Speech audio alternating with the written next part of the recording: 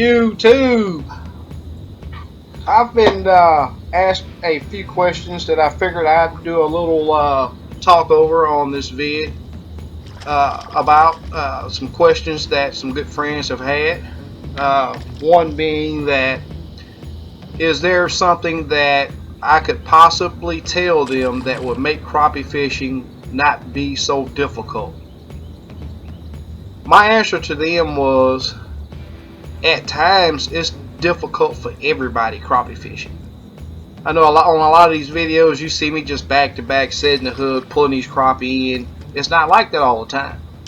If you watch that video, that little YouTube tournament video that we recently did with myself, 3 pound fishing Ken and flopping crappie, you'll see sections of there in there that it went hour and a half, and in some cases 2 hours that I didn't catch fish. And what I told this guy was that at times it is very difficult to catch crappie, but if you stay persistent, fish structure, fish different depths, fish different color jigs, fish different size jigs, use scent. That one might measure. It will put you on crappie. Oh, 3/4 of a pound. His next question was, well, how do you work your jig? 0.72. And my answer to him was, there are thousands of ways that I work my jig. And I really don't care how you work your jig as long as you don't give a lot of slack in your line. If you keep your line tight between your rod and your jig, because 99.5% of the time when a crappie hit, a thump is all you get. Just like the snap of your finger. Go where others don't go. Go where others don't go. That's the name of the game, folks. Putting in the work. 0.97. Put the work in. Just idle around in your boat. Scan. But that thump is like you taking your finger and thumping your rod. And 99.5% of the time when a crappie hit, that's what you get. And if you don't set the hook within seconds, this fish is going to realize, hey, this jig is not real. And he's going to spit it out. So if you allow slack in your line, or if you're fishing too light of a jig for your conditions, your current conditions, whether wind or current, if you're fishing a jig that's too light, you won't be able to keep tension between your rod and your jig. Very, very important. The next thing I told him is that no matter how you work that jig, pause it.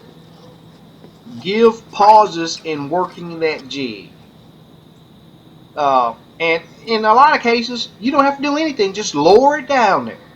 Just lower it down and hold it still. And that crappie will hit it.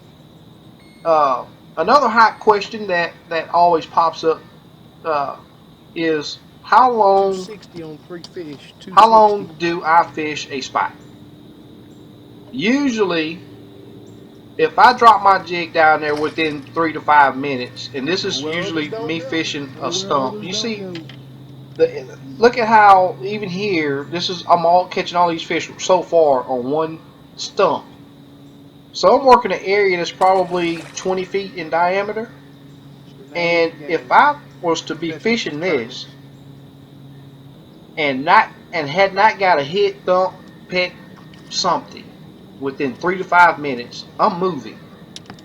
But that style fishing is a tournament style fishing. Okay? So as long as you feel that you've covered all the branches, all the structure that's around that stump or lay down or rock pile or whatever the case may be, as long as you feel confident that you've worked all sides, gave it different presentations, gave it different color presentation, different jig size presentation, made sure that you've used scent and did not get a bite, I'm going to tell you, 3 to 5 minutes, I'm gone. Another hot question is, how do you know where to go? Usually, with the colors and size and depth and all of that, I try to stick with what worked my last trip out. Now I'm gonna tell you, there's a lot of times that what worked the last time, they won't touch it. So be prepared to make changes, whether it's depth, whether it's the jig size, whether it's the color, whether it's the action or no action, sense. Be prepared to make changes. These fish can be difficult. I will never ever tell anybody, oh man, it's just gravy. You see how I go out there, all you got to do is drop your jig down there and they come from 50 miles away and bite it. Because I'm going to tell you something. If you're not in the spot, and I'm talking 2 feet, if you're not in the strike zone, a crappie will never ever bite your jig. You will never see a crappie. You can be 2 foot too high, you can be 2 foot too low, you can be 2 foot left, 2 foot forward, 2 foot right. You get my point. You have to be persistent and pay attention to what you're doing when you're doing this, when you're fishing for these fish. Be good at catching crappie. And I've said it before, it's not something that you go out there and just relieve all of your thinking and enjoy your day fishing. It's not like that with crappie. You have to pay attention to what you're doing, Numero cinco. the action that you had on that jig, the location you had that jig, how deep it was. You know, a lot of people say, well, you don't ever reel, you don't even need a reel on your rod. Well, yeah, once I find the depth, I don't want a reel. You know, I see guys all the time, they'll cast out there and, you know, catch a fish and they reel it. You know, how do you know how deep you were? You know, these fish are very, very tough to get on when it comes to depth. That makes a big difference on whether they're going to bite that jig or not. So, I mean, everybody got their own way of doing it, but this is my way of doing it. I use long rods to where I don't have to cast to get enough string out. You know, I'm fishing anywhere from 8 to 15 feet, and I can handle that without having to reel on the 10 to 12 foot rods that I use. Now, when I say put in the work and it being difficult, don't take it that I'm saying that you can't go and do it. Anybody can go and do it. If I can do it, anybody can do it.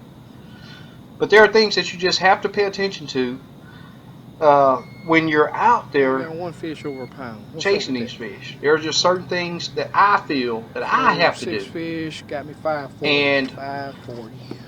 When anyone asks me about crappie fishing, how do I do it? I tell them exactly what I do. And paying attention to the depth, paying attention to the action, the locations you're fishing. Boat control is another key factor. Just like on this day, you see that there's almost no wind. Your troll motor needs to be on 1 or maybe 2. 1, maybe 2. I try not to go over the top of the pile. And another reason why I use the long rods is it gives me distance away from my boat to where I don't have to be so close to what I'm fishing. But boat control is another key factor. If you're on a pile and you're running your troll motor on 5 or 6 or whatever, a higher speed than what you really need, it's going to spook those fish. And again, don't take it that what I'm saying that I do is what you have to do to catch fish, because I see several people. There are people that go out with cane poles to catch crappie. They are not a rocket scientist smart fish. Okay, it's just a fish that we're talking about here. But there are some things that you have to do to be consistent with catching. There are a lot of people that just strictly fish bridges, docks, standing timber, stuff that they can visibly see above the water.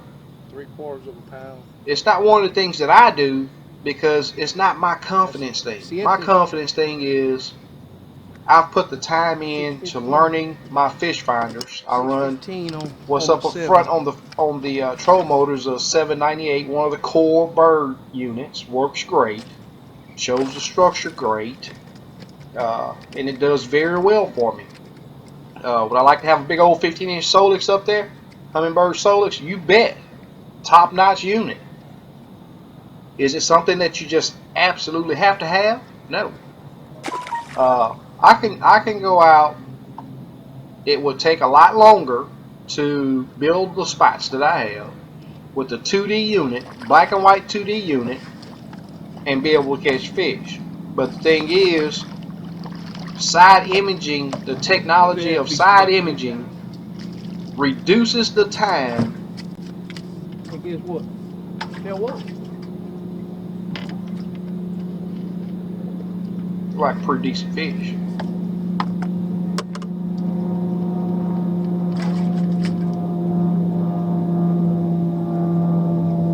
Just had to get them little ones out the way. Bam! Some bams down there. Where's my little fish? 74, 72. First fish weighed. That'd be a 130 right there. Changing out number 1. But back to what I was saying, side imaging, the technology of side imaging Changing out number 1. reduces the amount of time Bam! to find structure that these fish usually hold on by a lot. This particular lake here, I've fished 15 years, and there are still areas of this lake That's bound to be another upgrade. that I have not scanned. Got that 74 need to get rid of. He beat 74. And I say this to everyone. 97, right? Learn your lake. Learn all of the stumps. Learn all of your laydowns. Learn your rock piles. Learn the structure in your lake. Number 7. Because that's the key to consistently getting on these fish. If you know where the structure is and have several piles that you can fish, you're going to catch fish. You are going to catch fish. Coming up soon, I'm going to be doing a series on my fish finders that go over some of the settings and some of the stuff that I look for that I feel helps me get on these fish.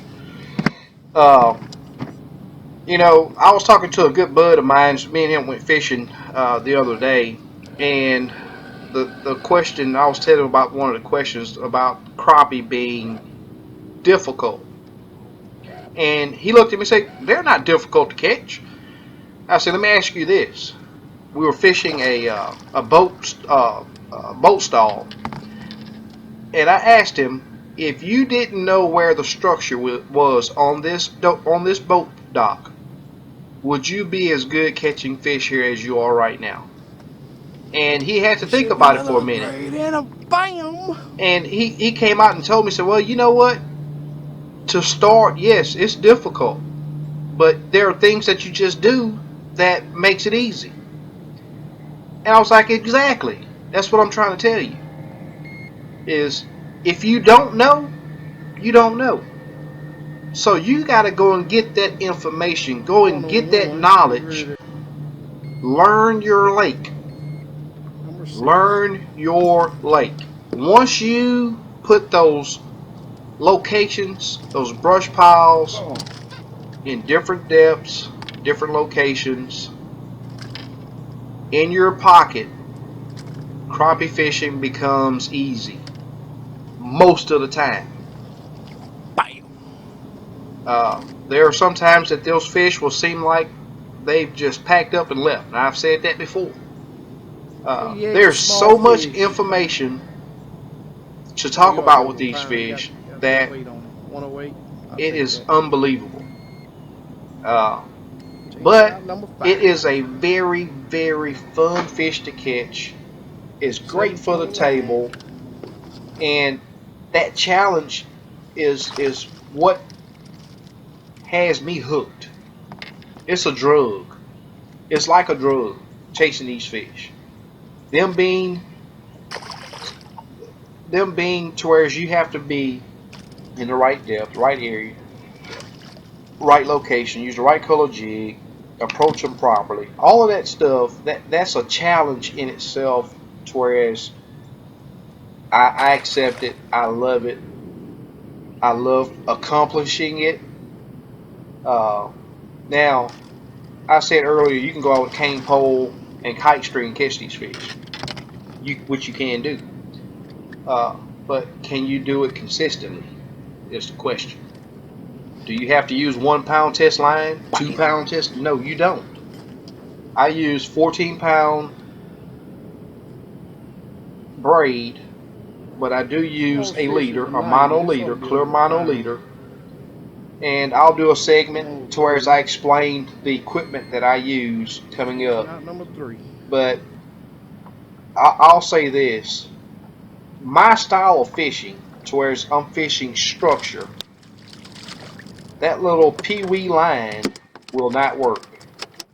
You know, I see it all the time. Oh, 4-pound test, you got to have it to catch these fish. Well, if you're fishing structure and you're using 4-pound tests, and in some cases 6-pound tests, guess what? You're going to ruin that spot because you're going to have so much broke off string on that stump or that structure that you can't drop anything down there without getting hung up on it. So I'm not a light string fan. I'm not a lightweight string fan at all. I pull up to some of the spots that I fish, and I get tangled up in this little light line that some people use. I'm not a fan of it at all, because it's not necessary. Hey guys, I really do appreciate your time watching the vids that I put together. If you have any questions, please scroll down to the bottom of the vid down there. There's a comment section to where you can type in a comment, whether it's a question or not. If you haven't subscribed yet, please do so. There's also a little thumbs up button there that I'd like to see you hit. It lets me know that what I'm putting together you're enjoying. And there's, you know, if you got something that you want me to cover, I know I got to do the segment on my units. I think a lot of you will find that very interesting, and that's coming up soon. I just haven't had the time to be on the lake, pretty much without being in the tournament or just not a lot of time to fish. But I got some free time coming that I will be putting a fish finder segment together, and I think I'll enjoy doing that for you guys. But if you got something that you want me to discuss or put together on a segment, please hit me up down there in the comment section and let me know. I'll also add my email in the description of this vid if you prefer to just send me an email. Thanks for watching. More coming soon, guys.